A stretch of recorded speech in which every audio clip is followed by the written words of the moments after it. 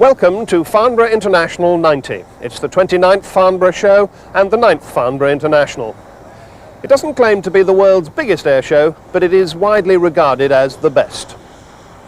After their runaway success at the last Farnborough 2 years ago, the Soviets are here in even greater strength. Their increasing presence exemplified by Mriya, the world's largest and heaviest aircraft, the AN-225. With this and their two top fighters, the MiG-29 and the Sukhoi Su-27, and the world champion woman aerobatic pilot, they're here to steal the show again. Of course, the competition is stiff. It comes from the best the West has to offer, and it includes a whole team of Harriers, the CF-18 Hornet, and much else. To see who comes out on top, stay with us for the next hour. The Farnborough show's a huge undertaking. These exhibition halls alone are bigger than London's biggest exhibition centre at Earl's Court. And yet they and all the myriad company hospitality chalets only spring up every 2 years. This year more than 300,000 people came through the gates to see the show, including 70,000 on the last day.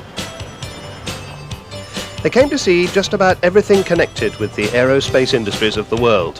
Everything from remotely piloted vehicles, guns and missiles, and all the ancillary machinery that goes with them, support vehicles, radar and communications equipment, and much else.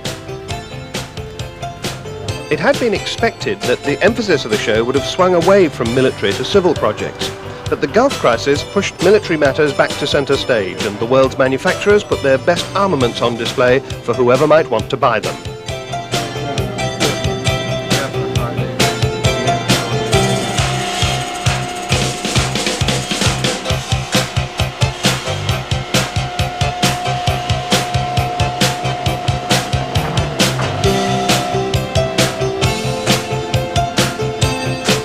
The show rates visits from all sorts of very important people. Hello. How are you? Good morning.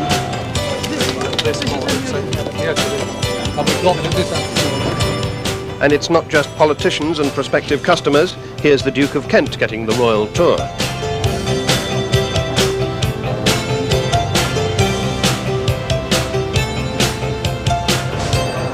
Inside those acres of exhibition hall, the international aspect of the show is obvious. Snecma is French, as is Thompson.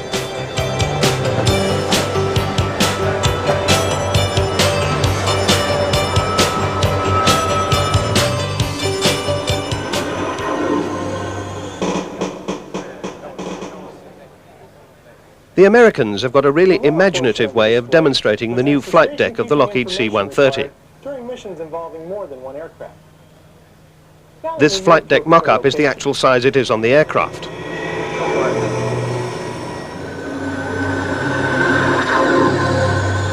On the number 3 display format here, the engine status is presented using contrasting vertical bars. On the other hand, this family of Airbuses is 1/20th scale.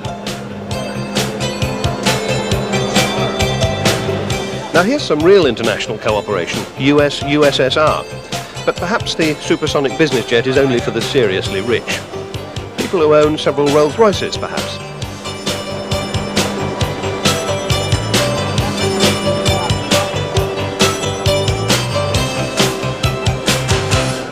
Outside, that's the smallest certificated airship in the world, the intriguingly named two-seater Thunder and Colt GA-42.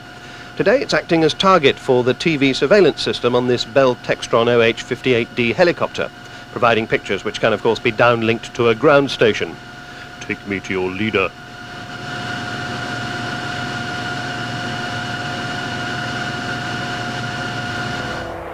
Now, although the supersonic business jet is still but a gleam in the corporate eye, this futuristic shape is clearly up and running. It's the Beech Starship from designer Bert Rutan and his Rutan Aircraft Factory, RAF for short, he of the round-the-world Voyager aircraft fame. Like Voyager, the Starship is almost entirely made of composites. This is evidently no business jet with its multi-barrel gun, its rocket pods, its bomblet dispensers, iron bombs, ECM pod, and the rest. This is the AMX, made by Air Italia and Aermacchi of Italy and Embraer of Brazil for their respective air forces. The single-seat version is in service now, but this two-seat version, the AMX-T, is new this year.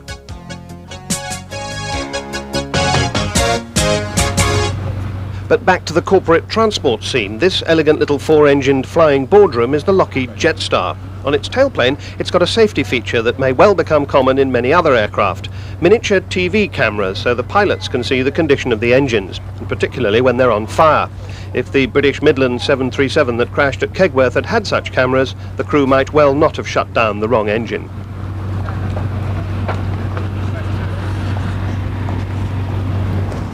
A clutch of light fighters and trainers now. This single-seater is made in Czechoslovakia. It's the Aero L-59 Albatros, and it's the latest version of the L-39 trainer aircraft, which is in common use throughout the Eastern Bloc. It can carry the usual selection of armaments on its 4 underwing pylons, as well as 2 23mm gun pods.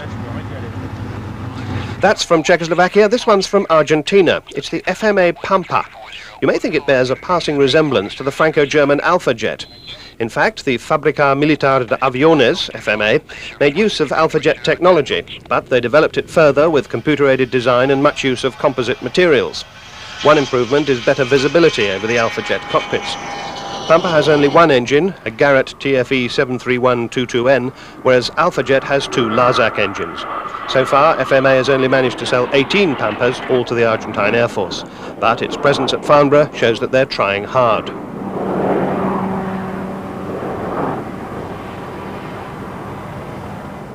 FMA is also developing a weapons trainer version of the Pampa, as well as a strengthened naval version with an arrestor hook.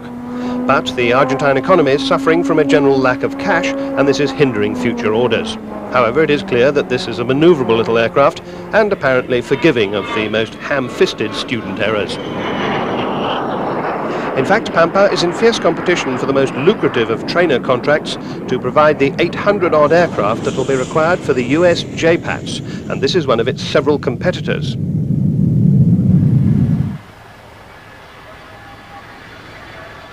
JPATS is another of those US forces acronyms. It stands for Joint Primary Aircraft Training System. What it means is that both the US Air Force and the US Navy need to replace their ancient basic trainer aircraft, the Cessna T-37 for the Air Force and the Navy's Beech T-34C. Any foreign manufacturer who wants a piece of that action has to form a partnership with a US airframe company. This pretty little performer is the Sia Marchetti S211. Its parent company, Augusta of Italy, has teamed up with the Grumman Company of the United States. And here's another contender, the Pilatus PC-9 from Switzerland. Pilatus has teamed up with Beech for its entry to the JPATS contest. PC-9, you'll note, is not a pure jet, but a turboprop, demonstrating that the US, too, is going through the same decision-making process as the RAF did when it eventually chose the Tucano as its new basic trainer. PC-9 was one of the contenders in that race. Other possible foreign entrants for JPATS include the Tucano, Aermaki's MB339, and the Saab 2060. Well, let's leave the hard slog of training and turn instead to pure fun, and indeed a first. Surprisingly, Belinda Oldenburg is the first woman to demonstrate an aircraft at Farnborough. In case you're wondering why this Lake Turbo Renegade has its engine in such a funny place, well, it's to keep it away from the water. What water? Well, there was a plan to dig an artificial lake at Farnborough so that the Renegade could land on it and then taxi out onto dry land. That was too expensive, but the amphibian Renegade could have done it. As I said, pure fun, and what could be more fun than an amphibian runabout? But duty calls, back to serious business and back to the battlefield. Here's the Westland Sikorsky Black Hawk demonstrating its ability to carry an underslung load at the same time as a full weapons fit.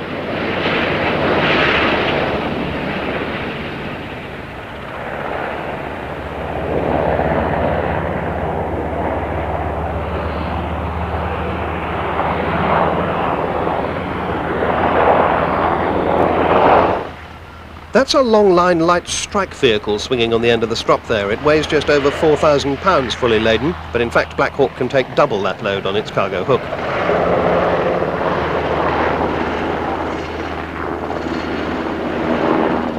As for the weapons, each of those booms can carry up to 5,000 pounds weight of weapons, incidentally. On each outboard station is a pair of Belgian FZ rocket launchers, 76 rocket tubes in total. And on the inboard positions, those pointed pods each contain an M621 20mm cannon.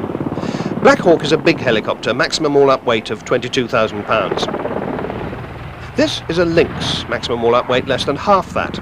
But it's agile, and not only that, but a version of Lynx still holds the world absolute speed record for helicopters of 249.1 miles an hour.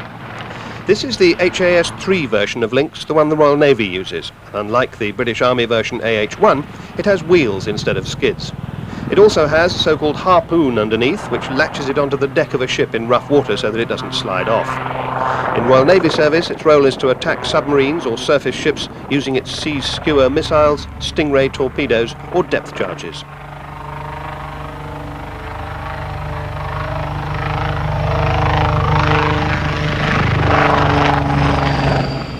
Next, the interdictor strike version of the Panavia Tornado, that's to say the bomber. As it takes the runway, you can see the winged camel crest of number 45 Squadron RAF. That's the reserve squadron number of the Tornado Weapons Conversion Unit at Honington in Suffolk. Brakes on, full power with reheat on the two Turbo Union RB199 34R Mark 101 turbofans. More than 32,000 pounds of static thrust there.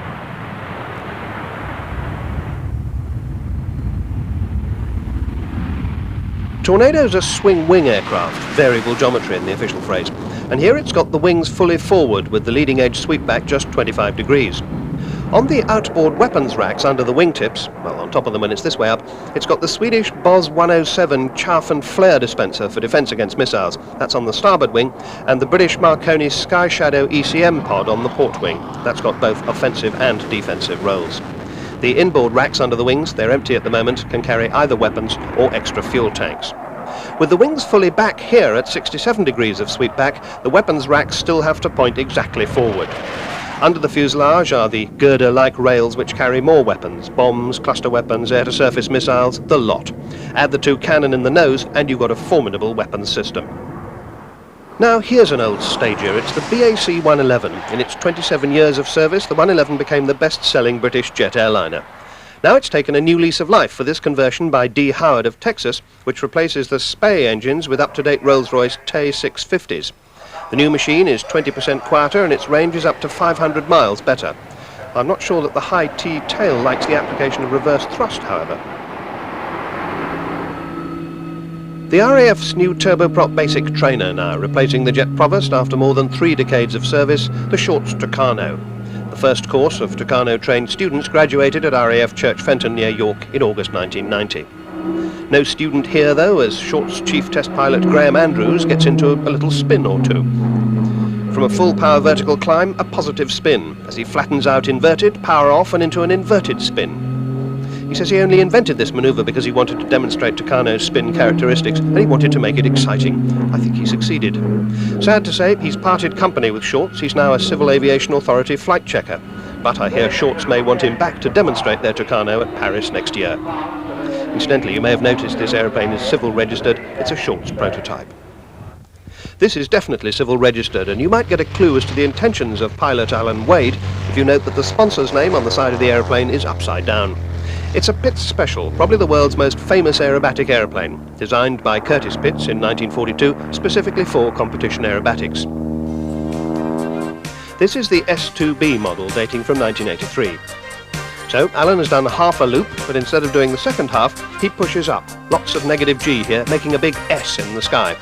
But before he completes it, he does an outside stall turn, pivoting the aircraft about a point just inside the left wing. Note the registration there, GIIII, otherwise known as 4 Eyes. Now here's a 4-point hesitation roll done in a 45-degree inverted climb, and at the top, 3 flick rolls from the inverted, pulling out inverted and completing a loop.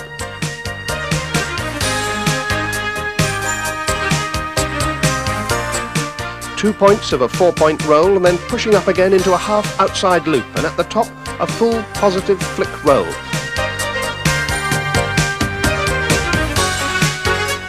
The aircraft's effectively out of control there, but brought back in control very quickly, making this whole manoeuvre a sort of outside avalanche.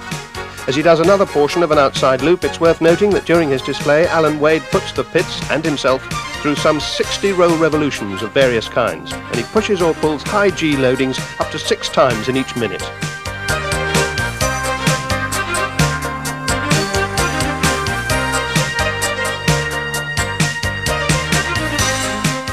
Alan's sponsors, the computer rental company Microlease, wanted him to demonstrate skill, dedication and excellence. I'm sure they must be happy with what they got. Not quite upside down, but certainly in a very steep bank, is this big helicopter. Officially referred to as medium lift, it's Westland's new joint baby with Augusta of Italy, the three-engined EH-101. It comes in three versions, naval, military, and this, the civil version, called Heliliner. Heliliner first flew in April 1990. It's a 30-seater, 4 abreast, like a small airliner, and perhaps with North Sea oil rigs in mind, its emphasis is much on increased safety. With its 3 engines come 3 hydraulic systems and 3 generating systems, all adding to what they call redundancy and hence safety. This pre-production aircraft was built by Westland, as was the naval version called Merlin. The military version of EH-101 has a rear loading ramp for vehicles and cargo, and the pre-production model of that has been built in Italy.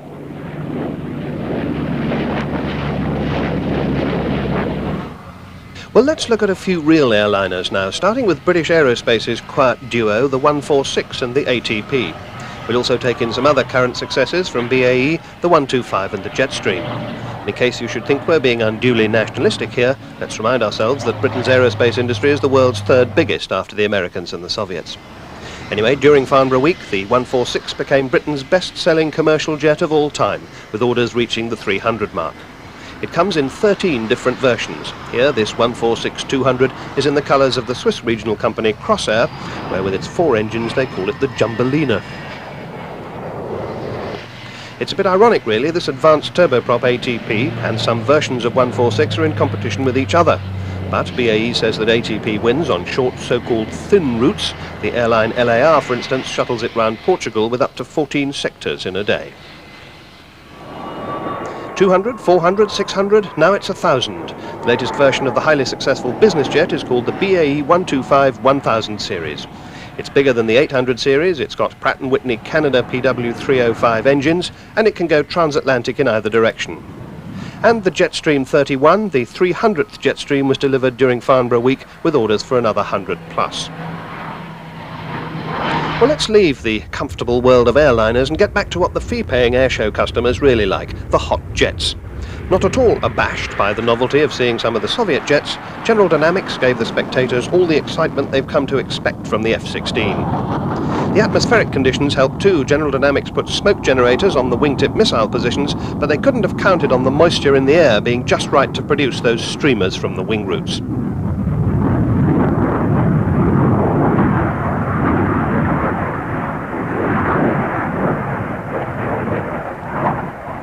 And what's next for this elegant air-to-air fighter? Believe it or not, there's a new toughened version called the A-16, which will be for ground attack, including tank busting, and it's going to take over from the current and successful, but less than elegant A-10 Thunderbolt.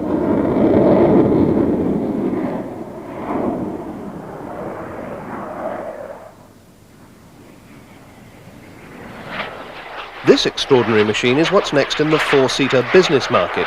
Twin-jet engines, even though they may only be tiny engines like those on small pilotless drones. This is the revolutionary Chichester Miles Leopard, built mainly in composites. Other aircraft with quite a lot of composites in them, carbon fibre materials and all that, are the Franco-Italian ATR family. Although this looks a bit like a glider with its long, small-chord wings and high tail, it's actually ATR 72, and it is in fact in direct competition with the BAE ATP 80-seater that we saw just now. Incidentally, ATR stands for Avion de Transport Régional, regional transport aircraft, and it's nothing to do with the advanced turboprops that ATP stands for. Confusing, isn't it? Nonetheless, ATR claimed more than 400 orders at the time of the show. No, this is not the famous AH-64 Apache, but it is the world's only other all-weather tank-busting helicopter. It's Mangusta, the A129 from Augusta of Italy. With its nighttime and bad weather sensors in front and its 2-man crew with the pilot above and behind the crewman, its configuration is broadly similar to Apache's. Unlike Apache, it's powered by 2 new-generation Rolls-Royce GEM engines. That's the same engine family as Lynx has, but these 1004 GEMs are rather more powerful.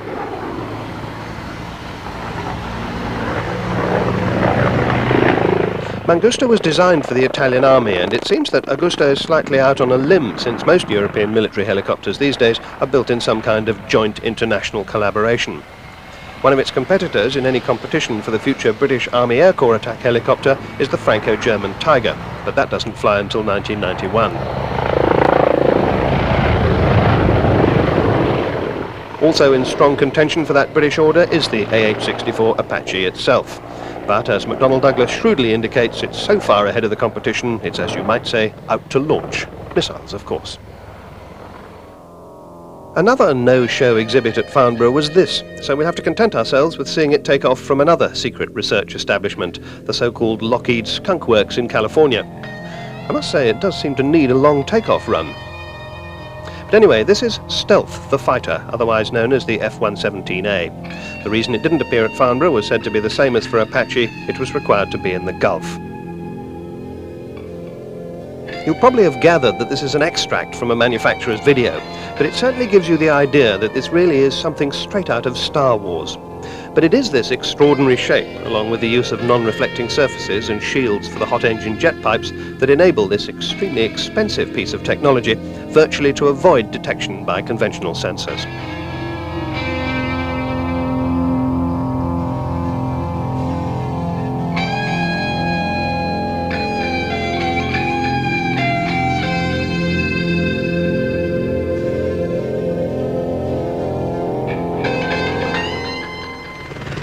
This elegant helicopter type was the first to be designed from its genesis as an executive and business aircraft.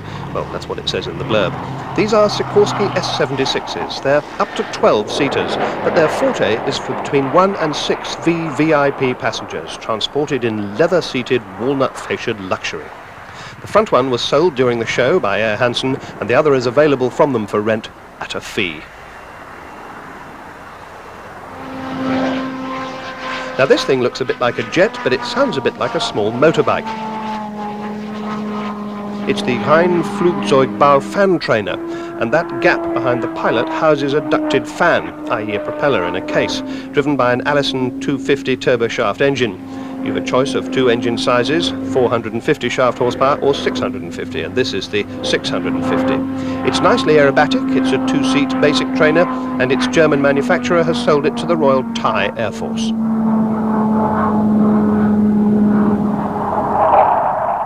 A pair of Hawks here, what manufacturers British Aerospace refer to as Hawk fighters. In the lead, Hawk 200, that's the single-seater with Skyflash and Sidewinder missiles. In echelon on him, Hawk 100, the two-seat combat trainer with just Sidewinders. Remember that, 100 has 2 seats, 200 has 1. Now, if you were with us last Farnborough, you may remember my bemoaning the lack of a Harrier display team. On that occasion, we did get somewhere near one with a splendid Royal Navy mixture of types. Well, now the RAF has just about got there. 2 Harrier GR5s demonstrate here their battlefield flexibility by taking off from the grass, raising the dust of a long hot summer in the process. These are the Harriers of No. 1 Squadron, their motto, in all things first. Squadron's equipped with Harrier 2, in American terms the AV-8B, in RAF service the GR5. This is the aircraft that was jointly developed from earlier marks of Harrier by McDonnell Douglas and British Aerospace. It's considerably changed. There's a new engine and a new wing made largely of carbon fibre composite. It looks different. That wing is much bigger and it extends beyond the outrigger undercarriage legs. There's a raised cockpit and a return to a more ordinary-looking nose after the Pinocchio nose of the GR3. And there are more weapons racks. You can see 6 of the 9 racks sticking out under the wings. As this one slows to the hover, you can see the vectored thrust jet nozzle just behind the roundel there, pointing the jet efflux slightly forward. As the speed becomes 0, the pilot moves the nozzle lever and the nozzle swings to the vertical.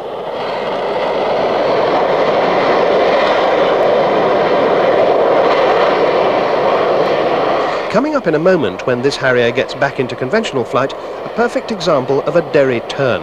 That's when you're banking one way and you want to go the other. Instead of reversing the bank normally, staying the right way up, John Derry thought up the idea of rolling through the inverted position. It's particularly fitting that we should see this here. It was at the Farnborough Air Show 38 years ago that John Derry died in the horrific, and for him blameless, crash of the DH-110. So watch the Harrier's Derry turn.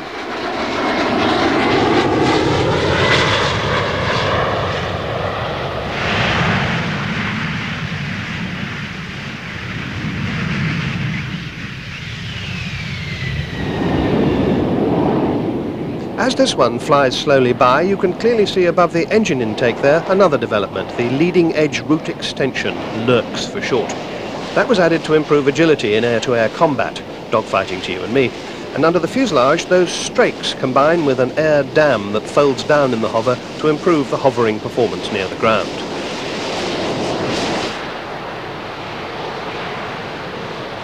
Now we begin to see the size of the one squadron teams strung out along the Farnborough runway.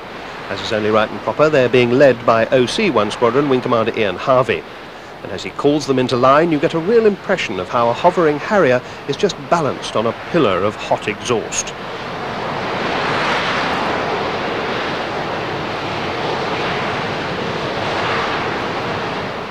A courtly squadron bow, and then as they move to the right in column of route and descend onto the runway, they look like nothing so much as a troop of performing bats. So there we are, the first Harrier display team. Maybe we'll have something called the Khaki Arrows one day. In the meantime, could this be a Blue Arrow? Well, no, it's not a Hawk, but it does a similar job. It's the IAR-99 from Romania, and it's offered for sale by the Jaffe Aircraft Corporation of San Antonio, Texas. You can use it as an intermediate to advanced trainer, tandem seating with the instructor above and behind the pupil, or as a light ground attack aircraft, in which role it can carry weapons on those two rails under each wing, plus a centerline station under the fuselage. Its single Rolls-Royce 632 41M engine gives it a top speed of nearly 540 miles an hour. Now here's a rare treat. It's the newest performer from the Extra stable, the Extra 300. In fact, the sponsor, Proteus Petroleum, calls it the Extra 350, because with only a little bit of imagination, that's the horsepower of the highly tweaked Lycoming engine. And this shows the power of that engine. 2 vertical flick rolls on the way up, and the pilot still has enough power to re-establish himself in the vertical before powering round a stall turn. So who is this pilot? It's none other than the Extra's German designer and builder, Walter Extra, the man himself. This new aircraft is a development of the extremely successful world-class aerobatic competition Extra 230. The 230, like most of its kind, is a single-seater. This is a two-seater and it's bigger all round. But it's not much heavier, 1,300 pounds empty as opposed to 1,200, mainly because the wing and tailplane are made of carbon fibre composite. It also has a very fast rate of roll and a very good flick performance. 2 complete flicks in 3 seconds there.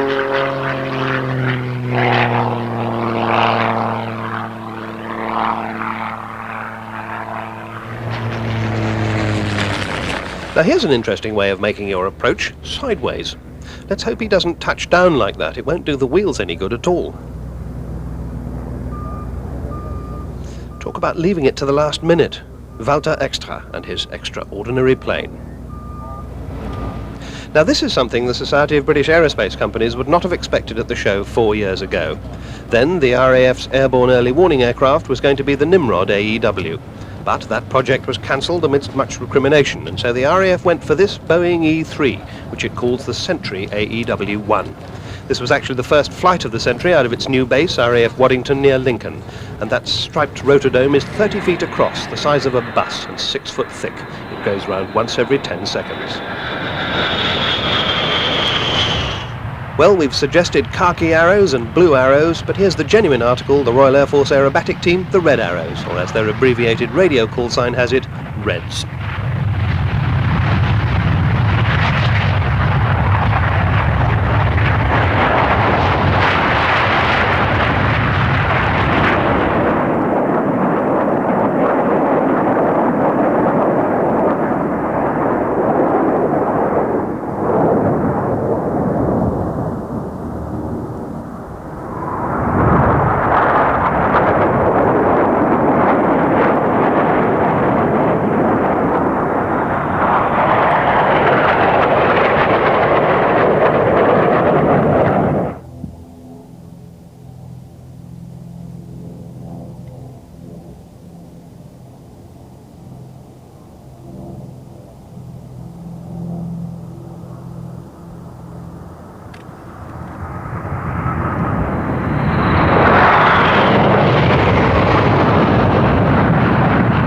So far, no new formation shapes for 1990, but this one is definitely new. It's called Tango, the phonetic alphabet word for the letter T.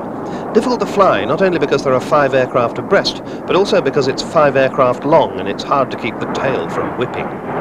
This is certainly not new, but it's always a favourite. 7 arrows in leader's benefit formation, and behind them, the synchro pair splitting left and right to describe a pink heart in the sky.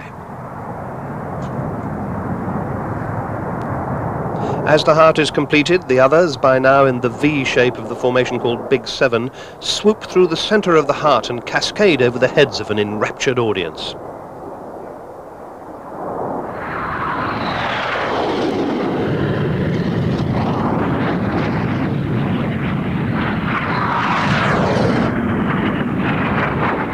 Evidently, the Red Arrows, in the first year of their second quarter-century, continue in top form. Squadron leader Tim Miller, the leader who saw them through their Jubilee celebrations in '89, finished his 3-year stint at the end of the 1990 season. If you wonder what there might be left in the Air Force for a former Arrows boss, well, that's evidently what he thought. He's now working for a company owned by Nigel Mansell. His successor for 1991 is Squadron leader Adrian Thurley, who was synchro leader in '88. Now here's an oddity. It's a Hungarian Air Force MiG-21, and the post-perestroika Hungarians had given it to the RAF Benevolent Fund for their Reach for the Sky appeal. It went for £30,000 at an auction at Bentley Priory the following week. But in fact the Soviets were present in their own right in great strength.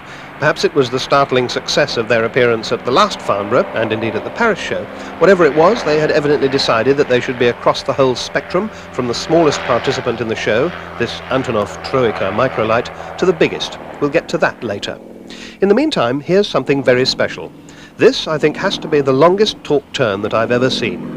This Sukhoi 26 just keeps on rolling and stays pointing upwards until it runs out of speed, and even then it keeps on rolling, now going backwards, until finally it hammerheads over. 7 complete turns in the vertical. So who is this Superman flying the Su-26M? Well, it's a woman. In fact, the world aerobatic champion woman pilot, Natalia Sergeyeva from the Soviet Union. And this Su-26M is also the world champion aerobatic aircraft, helped by its 360 horsepower Vedenev radial engine. Now she's put the Sukhoi into an ascending spin. As it flattens out at the top, Natalia Sergeyeva recovers with a full aileron roll. What a woman, and what an aeroplane.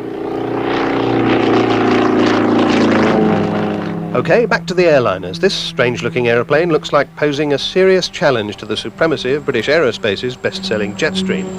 It's made by a partnership between Embraer of Brazil, the original makers of Tucano, and FMA of Argentina. It's called the CBA 123 Vector. And those pusher propellers, driven by Garrett TPF 35120 turboprop engines, are claimed by the makers to give it the quietest interior amongst the 19-seater regional airliners. Notice too how uncluttered the wing is. It's a supercritical wing, and that, plus great use of carbon fibre composites, makes Vector a good aerodynamic performer. Embraer hopes that Vector will capture 30% of the estimated 2,000 aircraft world market in 19-seaters. Another competitor for British Aerospace here, Hawk's deadly rival, the Franco-German Dassault Breguet Dornier Alphajet. One difference is that this has 2 engines against the Hawk's 1. And this is the purely French Mirage 2000N. It used to be referred to as the Delta 2000, and because it's a Delta, you might have expected it not to be as agile as, say, an F-16. But by dint of making it unstable and then keeping it in control with a quadruple redundant computer-controlled fly-by-wire system, manufacturers Dassault have ensured its agility. They also wanted us to notice that having stores on underneath doesn't noticeably detract from the show.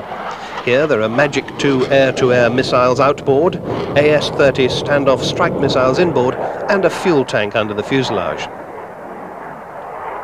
And here, to the right of the fuel tank, a Matra Super 530 long-range air-to-air missile. These 2000s come in either fighter or ground attack versions.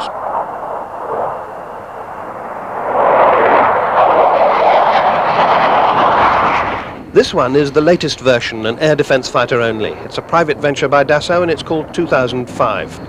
As interesting as the aircraft itself are the missiles. The red ones here are Mika air-to-air missiles. They were originally designed for the new Rafale fighters, but they're now available for 2005 in conjunction with a new advanced fire control and navigation radar called RDY. The Mika missiles will replace both the Magic and Super 530 missiles on the earlier Mirage.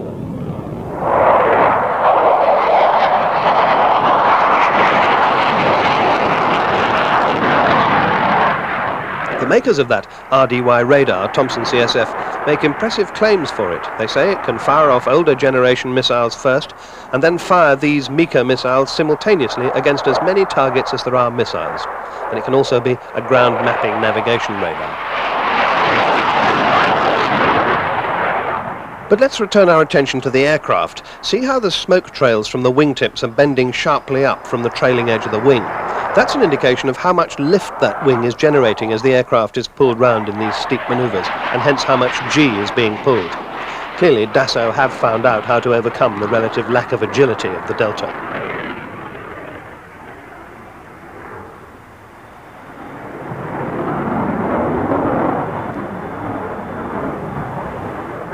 Okay, back to basics. In fact, a new basic trainer from Chile. It's the NR-T-35 Pilan, NR being the Chilean National Aeronautical Company. Now, to save a lot of development costs of a completely new aircraft, they've used many components and systems from one of the world's biggest manufacturers of small aircraft, Piper. The result, they say, is a cheap, reliable, easily maintainable aircraft.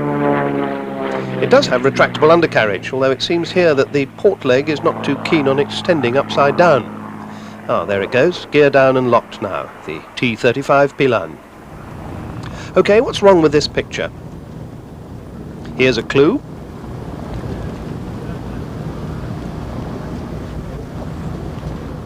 No tail rotor, that's what. Seems to work okay. Thing is, up to now, all helicopters with a single main rotor have needed a tail rotor to keep the body of the helicopter in balance and stop it spinning round in the opposite direction to that main rotor. If you can find some other way of doing that and do away with the tail rotor, you get rid of all sorts of problems. You certainly couldn't do this with a tail rotor, not unless you wanted some pretty odd topiary, that is, and a broken helicopter, of course. So, who is this manufacturer with this revolutionary idea? No pun intended. It's McDonnell Douglas, and the helicopter is based on their Hughes 500. It's called the MD-530N NOTAR, N-O-T-A-R, for no tail rotor. How does it work? Well, there's a fan inside the front of the tail boom driven by the engine, and it blows air along inside the boom. Some of that air comes out of a thruster right at the back of the boom. That's connected to the rudder pedals, and it squirts the air in the direction required. But the really clever bit is that the rest of that air comes out of slots along the right of the boom and creates a cushion of air which attracts the downdraft from the main rotor and makes that side of the boom like an aerofoil, giving it lift in the opposite direction to the rotor torque. Brilliant.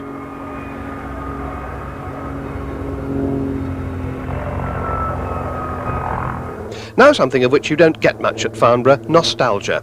First, from the Royal Navy's historic flight, the Fairey Firefly Fleet Fighter and Reconnaissance Aircraft. More than 1,700 Fireflies of various marks served in the Fleet Air Arm between 1943 and 1953. This one is a Mark V, it dates from 1949, it's in the Korean War markings of H-12 Naval Air Squadron. Next, the RAF's Battle of Britain Memorial Flight. I was lucky enough to be on board. Well, now, I'm standing in the Astrodome of the Lancaster. That's the little Perspex bubble just at the back of the cockpit. Out to my right and left, well, there's the great slab of the wing, the 4 Rolls-Royce Merlin engines.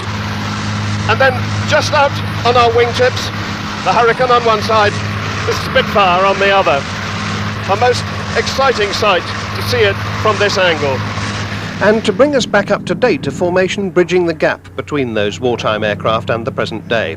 2 Royal Air Force air defence fighters spanning almost 50 years between them, a Mark 19 Supermarine Spitfire and a Panavia Tornado F3. One thing both aircraft types have in common is number 11 group. During the Battle of Britain, 11 group of fighter command was mostly Spitfires and Hurricanes. Nowadays, fighter command is no more, but 11 group has Tornado F3s and Phantoms. Now, this actual aircraft didn't see any wartime service. It was delivered to the RAF at the end of 1945. It's one of the big Spitfires with the Griffon engine. That's a third as big again as a Merlin. But it's in the colours of a Mark 14 Spitfire serving on 11 Squadron in Southeast Asia Command.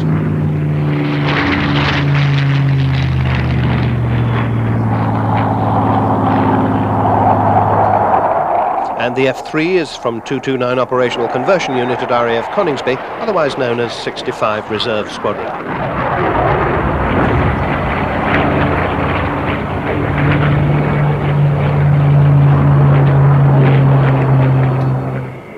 A brief and welcome glimpse of Concorde. It only appeared on the Friday. It's very rare to see it at an air show at all these days, since BA won't carry passengers at shows anymore, and most show organisers can't afford the full cost of renting the beast. Concorde was parked alongside MRIA, the AN225, but that wasn't MRIA's only connection with supersonic travel. During the show, British Aerospace announced that they were examining a way of launching their planned HOTOL spacecraft from the back of MRIA at 35,000 feet. HOTOL's only a model. MRIA's name may mean dream, but she's definitely for real, all 600 tons of her. Well, that's her maximum takeoff weight anyway, and it's more than half as much again as a big 747. Most of that weight is taken on these main wheels, 7 pairs on each side, 28 in all, plus the 4 nose wheels. The man looking pretty pleased with himself here is the Antonov chief designer, Pyotr Balabuyov.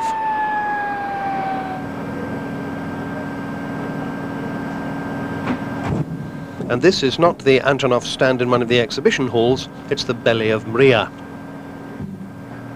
It's 140 feet long, easily long enough to fit a stretched Hercules fuselage inside.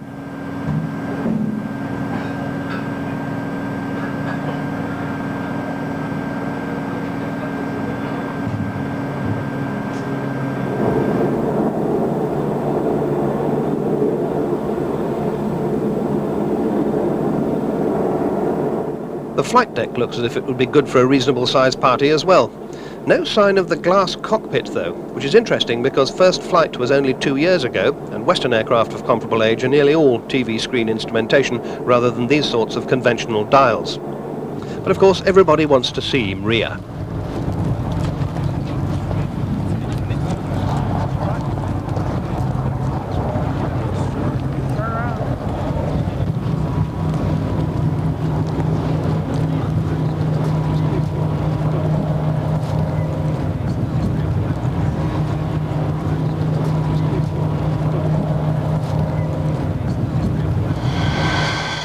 So as the 6 Lotarov D18T turbofans wind up, they're each producing more than 51,000 pounds of static thrust.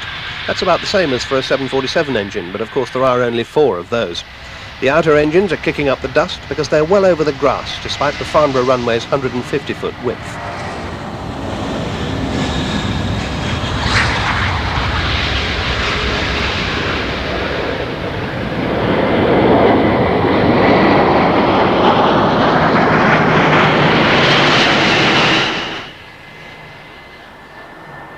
That wingspan is nearly 290 feet. That would just fit along the length of the pitch at Wembley, but since MRIA's 273 feet long, she'd overlap the width at Wembley by 50 feet.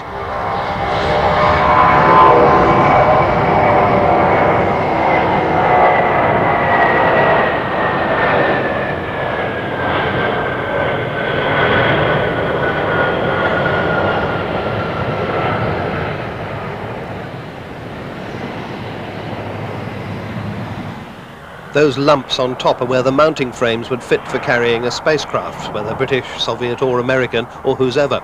And that's also the reason for the twin tail fins, so they don't get in the way.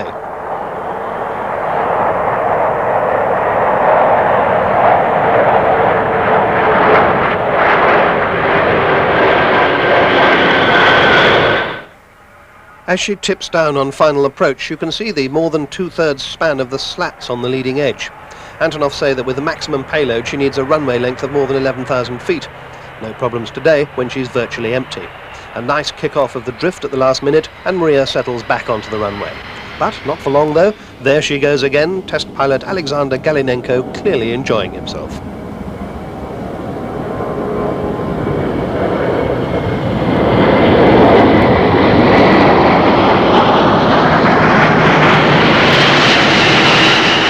Well, after last Farnborough, the Soviet team clearly couldn't resist bringing the MiG-29 again. This time it appears as a tactical air superiority fighter and not just as an airshow performer, hence the array of 6 air-to-air missiles. But one thing we don't have this time is test pilot Anatoly Kvatchor. You may remember he had to leave the MiG at the Paris airshow courtesy of his ejection seat. Well, he did it again in August and he's now recuperating. The SBAC's Duncan Simpson sent him a message saying he must stop ejecting and come back and see us. But his place is admirably filled by Roman Tasquet, who showed that missiles or not, the MiG can still do that amazing tail slide. As he closes the throttles in the vertical climb, it slows, stops, drops backwards, the engines objecting to the backwards flow of air.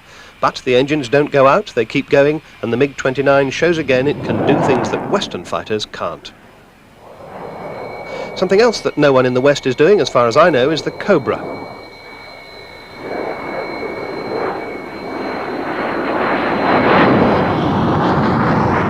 More of that in a moment.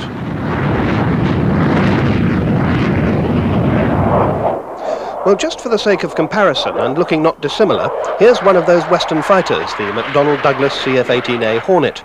Unlike the MiG-29, this has fly-by-wire in a quadruple redundant computer-controlled system. Captain Mal McNair of the Canadian Armed Forces decelerates rapidly here to show one result of that, an amazing ability to fly at a very high angle of attack without stalling. As he does, you can see that spoof cockpit on the bottom of the fuselage, designed to confuse people like MiG-29 pilots as to which way up the Hornet is. Notice also the Lexes, those leading-edge extensions at the wing roots. They also help low-speed manoeuvrability, just as they do on the MiG-29. We'll hear what Captain McNair thinks about the relative merits of Western and Soviet aircraft in a moment.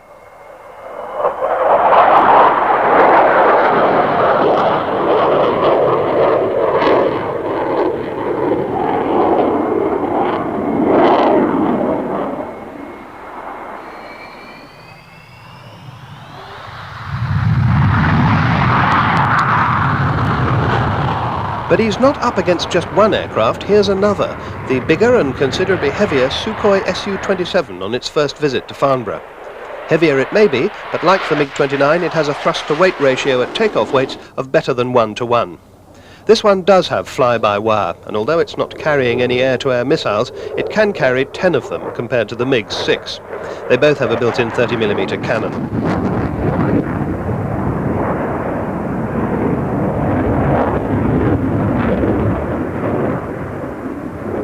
Test pilot Yevgeny Frolov executes an 8G turn and pulls up into a vertical climb.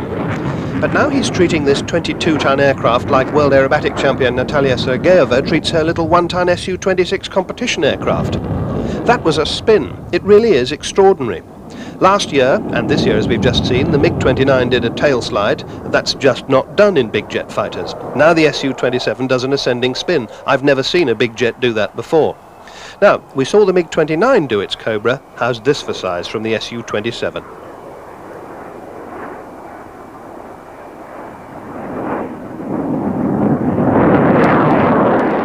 In case you're wondering what the object of that Cobra maneuver is, well, it slows the aircraft down very quickly indeed. Anyone pursuing, or any missile in pursuit, come to that, is likely to find themselves whizzing past and hence out of position.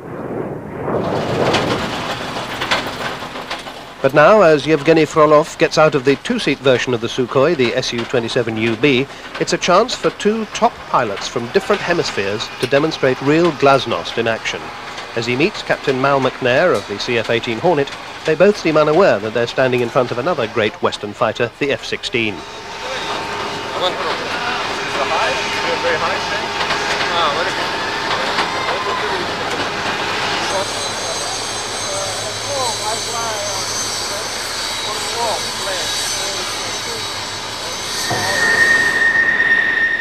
Mal gets the guided tour of the Sukhoi with its warning notices about the ejector seat asking him to pay vнимание, attention. He'll be interested to see that the instrumentation in this aircraft is mostly conventional dials, just as in Maria.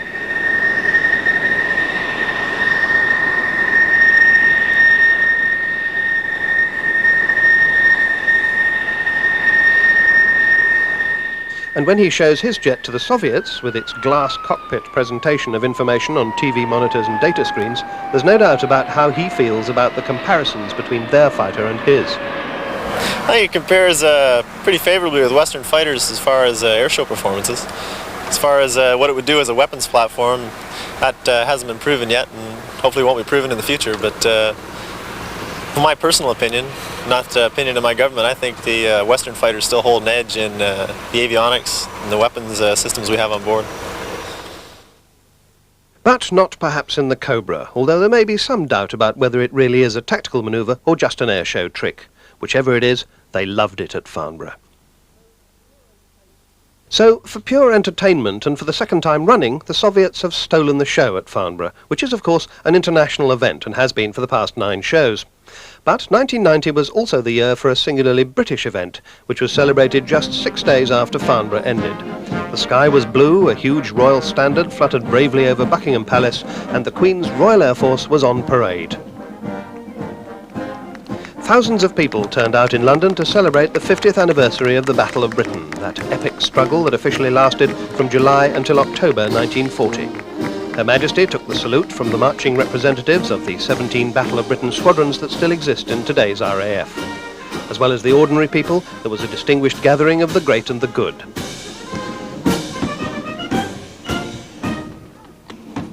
But undoubtedly the real heroes of the day were the veterans of the battle, marching proudly behind Air Chief Marshal Sir Christopher Foxley Norris. He it was who described the Battle of Britain pilot as a common, unconsidered man who for a moment of eternity held the whole future of mankind in his 2 sweating palms and did not let it drop. Pageantry on the ground then, but what about in the air? Well, a few minutes before midday, the royal family and members of other royal families appeared on the balcony of Buckingham Palace. The Queen's colour of the Royal Air Force and its escort were drawn up in the courtyard. A mile or so to the northeast, flying at 500 feet past the Post Office Tower, are the 5 Spitfires and 2 Hurricanes of the Battle of Britain Memorial Flight.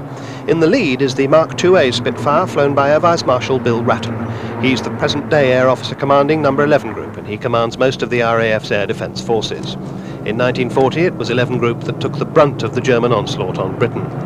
As he flies over the palace at the stroke of noon, Air Marshal Ratton knows that behind him is a flypast the like of which hasn't been seen since the Queen's coronation in 1953, in all 168 aircraft in 7 formations. His vintage fighters were Formation 1, and these mostly heavy aircraft Formation 2. 3 VC-10s, 2 Tornado GR-1s at the front, then 4 Hercules C-130s. The Maritime Air Forces are represented by 2 Nimrods and 4 Buccaneers, and finally there are Canberras and BAE 125s. Formation 3 starts with 16 air defence Tornadoes in their pale grey colour scheme. That's the F-3 fighter version. They're flying at 360 knots or about 415 miles an hour. Behind them, out of sight, are 16 Hawks, more F-3s, and then these 16 F-4 Phantom air defence fighters.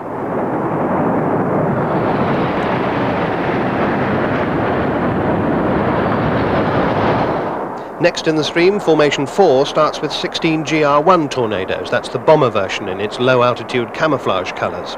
Immediately behind them is a mixed group of RAF Harriers and Royal Navy Sea Harriers, the 2 Diamonds of diamond formations, showing an immaculate precision as they salute their monarch.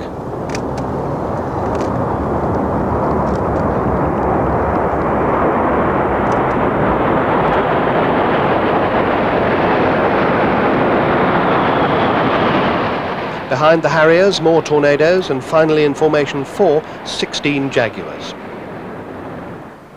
Formation 5 should have no difficulty keeping in immaculate shape. They do it all the time. It's the Red Arrows, and this is just one of about 20 formation shapes they have in their repertoire. It's called Big 9.